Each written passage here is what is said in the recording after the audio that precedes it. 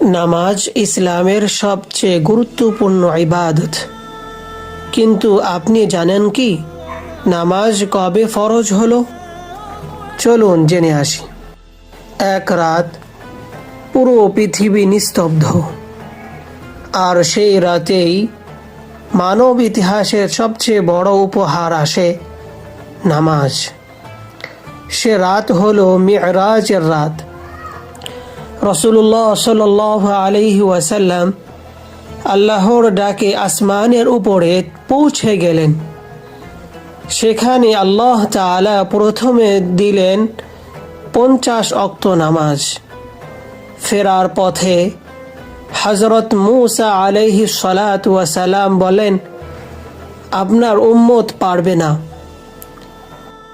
বরাবর দরবারে ফিরে গেলেন প্রিয় নবী সাল্লাল্লাহু আলাইহি ওয়াসাল্লাম। শেষে আল্লাহ বলেন, 5 ওয়াক্তই যথেষ্ট, কিন্তু সওয়াব থাকবে 50 এর সমান। দেখুন আল্লাহর রহমত, আমরা পড়ি 5 ওয়াক্ত আর পাই 50 এর সওয়াব। দলিল সহিহ বুখারী, সহিহ মুসলিম। শেষ কথা, নামাজ শুধু ইবাদত নয়, এটা আল্লাহর সাথে সরাসরি সংযোগ। আজ থেকেই নামাজ ঠিক করব ইনশাআল্লাহ।